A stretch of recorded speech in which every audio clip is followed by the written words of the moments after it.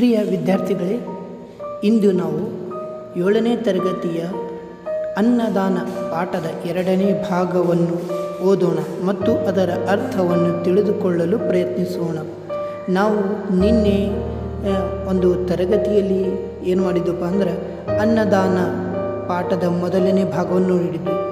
ತಾಯಿ ಬೇರೆಯವರ ಮನೆಗೆ ಹೋಗಿ ಅವರ ಮನೆಯ ಕೆಲಸವನ್ನು ಮಾಡಿ ಉಳಿದಂಥ ಅನ್ನವನ್ನು ತಾನು ತನ್ನ ಮಗನೊಂದಿಗೆ ಊಟ ಮಾಡಿ ಪ್ರತಿದಿನ ತನ್ನ ಜೀವನವನ್ನು ಸಾಗಿಸ್ತಿದ್ದಳು ಮತ್ತು ತನ್ನ ಮನೆಗೆ ಬಂದಂತಹ ಭಿಕ್ಷಕರಿಗೆ ಅಥವಾ ಯಾರು ಬೇಡಲು ಬಂದರೂ ಅವ್ರಿಗೇನು ಮಾಡ್ತಿದ್ಲಪ್ಪ, ದಾನ ಮಾಡ್ತಿದ್ಲು. ಅದನ್ನೆಲ್ಲ ನಾವು ನೋಡಿದ್ವಿ. ಈಗ ಅದರ ಮುಂದಿನ ಭಾಗ ಏನೈತೆ ಅನ್ನೋದನ್ನು ನಾವಿವತ್ತು ಓದುತ್ತಾ ಅದರ ಅರ್ಥವನ್ನು ತಿಳಿದುಕೊಳ್ಳಲು ಪ್ರಯತ್ನಿಸೋಣ. ಈ ವಿದ್ಯಾರ್ಥಿಗಳೇ, ಈಗ ಪಾಠವನ್ನು ಓದಲು ಪ್ರಾರಂಭಿಸೋಣ. ಮೊದಲಿಗೆ ಪಾಠವನ್ನು ಒಂದೊಂದು ಸಾಲನ್ನು ಓದ್ಕೊತೀನಿ, ನೀವು ಲಕ್ಷ್ಯ ಕೊಟ್ಟು ಕೇಳಿ. ಗುಡಿಸಲಿಗೆ ಹೋಗಿ ಬೇಡ ಹೆಂಡತಿಗೆ ಹೇಳಿದ. ಈತ ಕಾಡಿನಲ್ಲಿ ಅಲೆದಾಡುತ್ತಿದ್ದ. ನಾನೇ ಕರೆ ತಂದೆ, ಇಂದಿದ್ದು ನಾಳೆ ಹೋಗುತ್ತಾನೆ. ಹಸಿದಿದ್ದಾನು, ಹಣ್ಣು ಹಾಲು ಕೊಡು.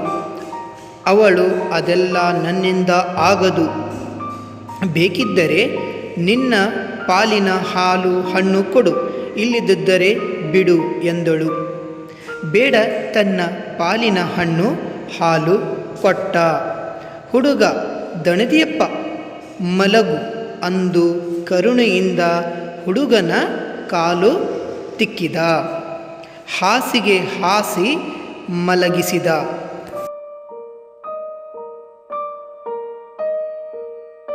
ತನಗೆ ಮಲಗಲು ಸ್ಥಳ ಇರದಿದ್ದರಿಂದ ಬಾಗಿಲ ಹೊರಗೆ ಕಾಲು ಚಾಚಿ ಒಳಗೆ ತಲೆ ಇಟ್ಟು ಬಾಗಿಲು ತೆರೆದೇ ಮಲಗಿದ್ದ. ಆದರೆ ರಾತ್ರಿ ಹುಲಿ ಬಂದು ಹೊರಗರ್ದ ಒಳಗರ್ದ ಮಲಗಿದ್ದ ಬೇಡನನ್ನು ಕೊಂದು ತಿಂದು ಹಾಕಿತು.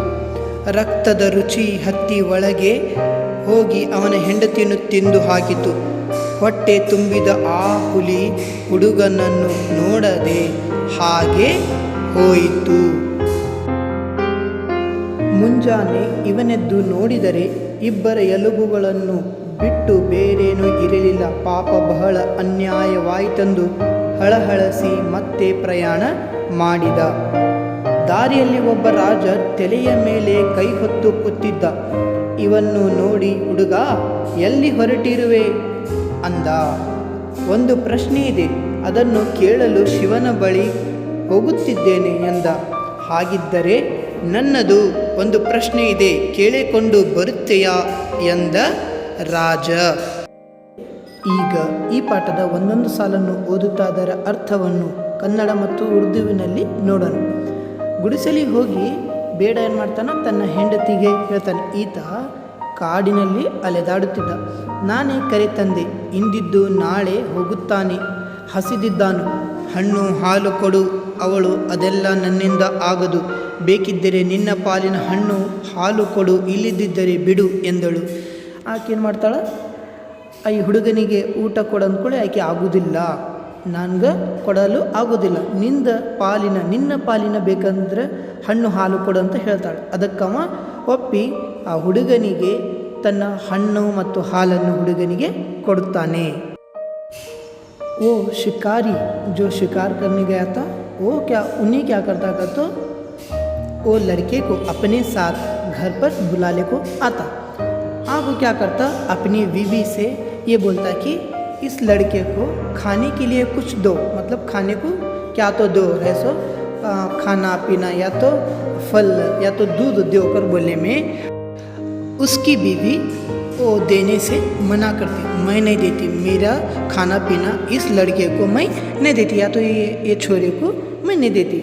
तेरा हुनर है तो जो तू खाने के लिए रखा नहीं, वो हुनर है तो तू दे सकता, या तो तू दे को वो बच्चे को खिला. लेकिन मैं क्या नहीं करती बा, मैं मेरा खाना पीना उसे वो लड़के को नहीं देता. ठीक है, तो वो लड़के को जंगल से कौन बुला लेकर, तू बुला लेकर आया, तो उसका खाना पीना रहने का इंतज़ाम तू खुद कर, लेकिन मेरा खाना पीना मैं उसे नहीं देती कर को उसकी बीवी जो जंगल में शिकार करता था नहीं, उसकी बीवी जिद करने लगी, मेरा खाना पीना मैं उसे नहीं देती, तू हुनर है तो कहाँ से तो भी दूसरे जगह से इंतज़ाम कर को इस बच्चे को, मतलब ये लड़के को खाने के पीने का इंतज़ाम करा।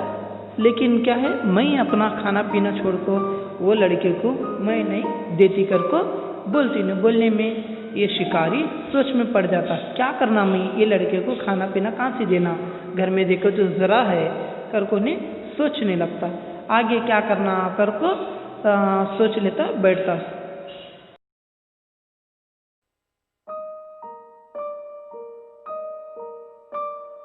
ತನ್ನ ಪಾಲಿನ ಹಣ್ಣು ಹಾಲು ಕೊಟ್ಟ ಹುಡುಗ ದಣಿದಿಯಪ್ಪ ಮಲಗು ಅಂದು ಕರುಣೆಯಿಂದ ಹುಡುಗನ ಕಾಲು ತಿಕ್ಕಿದ, ಹಾಸಿಗೆ ಹಾಸಿ ಮಲಗಿಸಿದ. ತನಗೆ ಮಲಗಲು ಸ್ಥಳ ಇರದಿದ್ದರಿಂದ ಬಾಗಿಲು ಹೊರಗೆ ಕಾಲು ಚಾಚಿ ಒಳಗೆ ತಲೆ ಇಟ್ಟ, ಬಾಗಿಲು ತೆರೆದೇ ಮಲಗಿದ. ಆ ಬೇಡ ಏನು ಮಾಡ್ತಾನಪ್ಪ ಅಂದ್ರೆ, ಹೆಂಡತಿ ಒಪ್ಪಲಿಲ್ಲಂಕುಳೆ ತನ್ನ ಪಾಲಿನ ಊಟವನ್ನು ಹಾಲು ಹಣ್ಣು ಏನೇನು ಪಾಲಿಂದಿತ್ತು ಆ ಹುಡುಗನಿಗೆ ಏನು ಮಾಡ್ತಾನೋ ಕರುಣೆಯಿಂದ ಕೊಡ್ತಾನೆ. ಕೊಟ್ಟ ಆ ಹುಡುಗನ ಕೇಳ್ತಾನೆ, ಏನಪ್ಪ ನಿನ್ನ ಕೈಕಾಲು ನೋವಾಕತ್ತಾವೇನಂತ ಅವನ ಕೈಕಾಲನ್ನು ಒತ್ತುತ್ತಾನೆ. ಆಮೇಲೆ ಮಲಗಲು ಸ್ಥಳ ಇರದಿದ್ದರಿಂದ ಅವೇನು ಮಾಡ್ತಾನೆ, ಅರ್ಧ ಕಾಲು ಹೊರಗೆ ಅರ್ಧ ಕಾಲು ಒಳಗೆ ಹಿಂಗೆ ಆ ಬೇಡ ಏನು ಮಾಡ್ತಾನೆ, ತನ್ನ ಮನೆಯಲ್ಲಿ ಮಲ್ಕೊಂಡು ಆ ಹುಡುಗನಿಗೆ ಸ್ಥಳ ಆಗುವಂತೆ ಅವಕಾಶ ಕಲ್ಪಿಸಿ ಕೊಡುತ್ತಾನೆ. वो शिकारी क्या करता, उसकी बीवी वो लड़के को खाने देने से क्या करती, बा मना करती. मना करने की वजह से इन्हें क्या करता, जो शिकारी रहता वो लड़के को जो बुला ले करता, इन्हें क्या करता, अपना खाना पीना देने के लिए तैयार हो जाता. मतलब अपने हिस्से का जो खाना पीना रहता नहीं, फल फलार होंगे दूध होंगे सब उसे वो लड़के को देता.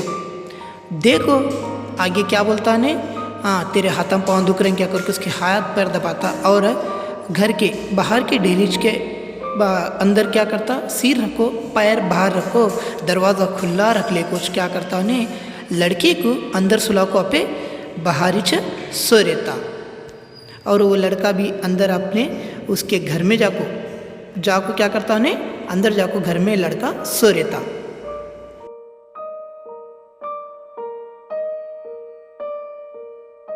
ಆದರೆ ರಾತ್ರಿ ಹುಲಿ ಬಂದು ಹೊರಗರ್ಧ ಒಳಗರ್ಧ ಮಲಗಿದ್ದ ಬೇಡನನ್ನು ಕೊಂದು ತಿಂದು ಹಾಕಿತು. ರಕ್ತದ ರುಚಿ ಹತ್ತಿ ಒಳಗೆ ಹೋಗಿ ಅವನ ಹೆಂಡತಿಯನ್ನು ತಿಂದು ಹಾಕಿತು. ರಾತ್ರಿ ಇವರೆಲ್ಲರೂ ಮಲ್ಕೊಂಡಿರ್ತಾರ, ಆ ಬೇಡ ಏನು ಮಾಡ್ತಾನ, ಹೊರಗಿನ ಕದಕ್ಕೆ ಏನು ಮಾಡಿರ್ತಾನ, ಕದದ ಒಳಗೆ ತನ್ನ ತಲೆ ಇಟ್ಟಿರ್ತಾನೆ. ಅರ್ಧ ಕಾಲ ಇದ್ದನ್ನು ಏನು ಮಾಡಿರ್ತಾನೋ ಕದದ ಹೊರಗೆ ಇಟ್ಟಿರ್ತಾನೆ. ಆಮೇಲೆ ತನ್ನ ಬಾಗಿಲನ್ನು ಮನೆಯ ಬಾಗಿಲನ್ನು ತೆರೆದೇ ಇಟ್ಟಿರ್ತಾನೆ. ಆದ್ದರಿಂದ ಕಾಡು ಆಗಿದ್ದರಿಂದ ಅಲ್ಲೇನು ಬರ್ತೈತಿ, ಹುಲಿ ಬರ್ತಿತ್ತು. ರಾತ್ರಿ ಹುಲಿ ಬಂದ ಇವನನ್ನು ನೋಡಿ ಆ ಹುಲಿಗೆ ಹೊಟ್ಟೆ ಹಸ್ತಿದ್ದರಿಂದ ಅವನ್ನ ಎಳೆದು ಹೊರಗೆ ತಂದು ತಿಂತೈತಿ. ಆಮೇಲೆ ಇನ್ನೂ ಹೊಟ್ಟೆ ಹಸ್ತೈತೆ ಆ ಹುಲಿಗೆ. ಮತ್ತು ಮನೆ ಒಳಗೆ ಹೋಗಿ ಆಕಿ ಹೆಂಡತಿ ಒಳಗೆ ಮಲಗಿಕೊಂಡಿರುತ್ತಾಳೆ. ಆಕಿಗೂ ಹೋಗಿ ಏನು ಆ ಹುಲಿ ಏನು ಮಾಡ್ತೈತಿ, ತಿಂದು ಬಿಡ್ತೈತಿ.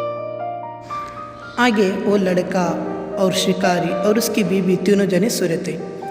इन्हें क्या कर रहा था, वो शिकारी दरवाजे के अंदर सिर रखे रहता, बाहर पैर रखे रहता. इन्हों बाकी वाले क्या लड़का ऊपर जाकर सो रहता, घर के अंदर है ऊपर बाजू सो रहता. उसकी बीवी अंदर हॉल में ऐसा सो रहती. तब ऐसा रात होती, घनी रात हुई रहती. तब ऐसा जंगल से एक बाघ आता. आपको क्या करता, ये शिकारी के पैर देखता, देख को उसे पहले बाहर खींच ले को उसे खा को ख़त्म करता. और उसके बाद भी ज़रा भूख लगती है बाघ को, लगने में घर के अंदर जाता. अंदर जाने ऐसो बाघ ऐसो अंदर घर में आको उसकी बीवी भी अंदर सो रहती. उसे देख को वो उसकी बीवी को पूरा खा को पेट भर ले को बाहर चला जाता जंगल को. ಹೊಟ್ಟೆ ತುಂಬಿದ ಹುಲಿ ಆ ಹುಡುಗನನ್ನು ನೋಡದೆ ಹಾಗೆ ಹೋಯಿತು. ಮುಂಜಾನೆ ಇವನೆದ್ದು ನೋಡಿದರೆ ಇಬ್ಬರ ಎಲುಬುಗಳನ್ನು ಬಿಟ್ಟು ಬೇರೇನೂ ಇರಲಿಲ್ಲ. ಪಾಪ ಬಹಳ ಅನ್ಯಾಯವಾಯಿತೆಂದು ಹಳಹಳಿಸಿ ಮತ್ತೆ ಪ್ರಯಾಣ ಮಾಡಿದ. ಆ ಹುಲಿಯನ್ನು ಮಾಡ್ತಪ್ಪ, ಗಂಡ ಮತ್ತು ಹೆಂಡತಿನ ಮತ್ತು ಆ ಬೇಡ ಇಬ್ಬರನ್ನು ತಿಂದು ತೇಗಿತು. ಅದಕ್ಕೆ ಅದ್ರ ಹೊಟ್ಟೆ ತುಂಬ ಅದ ಈ ಹುಡುಗನನ್ನು ಮೇಲೆ ಮಲಗಿಕೊಂಡಿದ್ದ ಹುಡುಗನನ್ನು ನೋಡಲೇ ಇಲ್ಲ, ಹಾಗೆ ಹೋಯ್ತು. ಮುಂಜಾನೆದ್ದ ಈ ಹುಡುಗ ನೋಡ್ತಾನ, ಇಬ್ಬರು ಇರುವುದಿಲ್ಲ, ಇಬ್ಬರು ತೀರಿಕೊಂಡಿರ್ತಾರೆ ಅಥವಾ ಆ ಹುಲಿಯ ಆಹಾರವಾಗಿರ್ತಾರೆ. ಪಾಪ ಅಂತ ಹೇಳ್ಕೊಂಡು ತಾವೇನು ಮಾಡ್ತಾನೆ, ತನ್ನ ಮುಂದಿನ ಪ್ರಯಾಣವನ್ನು ಬೆಳೆಸುತ್ತಾನೆ. बाघ को पेट भरने के बाद वो क्या करता, वापस जंगल को चला जाता. इन्हीं है सो ये लड़का ऊपर घर के ऊपर सो रहता. उसे अंदर जाकर वो देखता अपने कि कहते इनको दोनों जाने को खाने को जैसी वो बाघ का पेट क्या रहता, भर जाता. इसलिए वो लड़के को ऐसे ही छोड़ को चला जाता.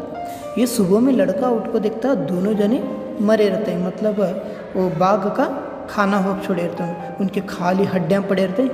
ये देखो अयो अल्लाह मेरी मदद करे पाप, वो आदमी खुद अपनी जान गंवा लिया, तो ऐसा नहीं होना था. कर को नहीं क्या करता और ज़रा वक़्त रोता, रो के आगे अपने सवालात के जवाब ढूंढने के लिए तैयार होता. हो को घर से, उस घर में जो रात में सोए रहता नहीं, उस घर से निकलने को तैयार होता और तैयार होकर क्या करता, वहाँ से निकलता. अल्लाह मेरे वजह से वो दोनों जाने की जान गई, तो ऐसा बोल लेता. उन्हें क्या करता, आगे निकलता. ಆ ಮನೆಯಿಂದ ಆ ಹುಡುಗ ಹೊರಡ್ತಾನೆ. ದಾರಿಯಲ್ಲಿ ಒಬ್ಬ ರಾಜ ತಲೆ ಮೇಲೆ ಕೈ ಇಟ್ಟು ಕೈ ಹೊತ್ತು ಕೂತಿದ್ದ. ಇವನನ್ನು ನೋಡಿ ಹುಡುಗ ಎಲ್ಲಿಗೆ ಹೊರಟಿರುವೆ ಅಂದ. ಒಂದು ಪ್ರಶ್ನೆ ಇದೆ, ಅದನ್ನು ಕೇಳಲು ಶಿವನ ಬಳಿ ಹೋಗುತ್ತಿದ್ದೇನೆ ಎಂದ. ಹಾಗಿದ್ದರೆ ನನ್ನದು ಒಂದು ಪ್ರಶ್ನೆ ಇದೆ, ಕೇಳಿಕೊಂಡು ಬರುತ್ತೆಯಾ ಎಂದ ರಾಜ. ಇವೇನು ಮಾಡ್ತಾನಪ್ಪ, ಮುಂಜಾನೆದ್ದ ಅವರಿಬ್ಬರು ಹುಲಿಯ ಆಹಾರವಾಗಿರ್ತಾರೆ, ಆ ಬೇಡ ಮತ್ತು ಆಕಿ ಹೆಂಡತಿ. ಇದನ್ನು ನೋಡಿ ಅವನು ಮಾಡ್ತಾನೆ, ಆ ಮನೆಯಂತ್ರ ಹೊರಡ್ತಾನೆ. ಕಾಡು ದಾಟಿದ್ಕೊಳ್ಳಿ ಒಂದು ಬಯಲಿನಲ್ಲಿ ಒಬ್ಬ ರಾಜ ಕುಂತಿರ್ತಾನೆ, ತಲೆ ಮೇಲೆ ಕೈ ಇಟ್ಕೊಂಡು ಅಯ್ಯೋ ಏನು ಮಾಡಬೇಕು ಅನ್ಕೊಂತ ಕುಂತಿರ್ತಾನೆ. ಇವನನ್ನು ನೋಡಿ ಆ ರಾಜ ಕೇಳ್ತಾನೆ, ಏ ಹುಡುಗ ನೀನು ಎಲ್ಲಿ ಹೊಂಟಿಪ್ಪ ಅಂತ ಕೇಳ್ತಾನೆ. ಅದಕ್ಕೆ ಈ ಹುಡುಗ ಏನು ಹೇಳ್ತಾನೆ, ನಾನು ನನ್ನ ಪ್ರಶ್ನೆಗಳಿಗೆ ಉತ್ತರ ಹುಡುಕಲು ಶಿವನ ಬಳಿ ಹೊರಟಿದ್ದೇನೆ ಅಂತ ಹೇಳ್ತಾನೆ. ಹಾಗಾದ್ರೆ ರಾಜ ಏನು ಹೇಳ್ತಾನೆ, ಹಾಗಾದ್ರೆ ನನಗೂ ಒಂದು ಪ್ರಶ್ನೆ ಐತಿ, ಅದನ್ನು ಕೇಳಿಕೊಂಡು ಬರುತ್ತೀಯಾ ಅಂತ ಆ ಹುಡುಗನಿಗೆ ಹೇಳಿದಾಗ, ಆಯಿತು ಕೇಳ್ಕೊಂಡು ಬರ್ತೇನಂತ ಈ ಹುಡುಗ ಹೇಳ್ತಾನ.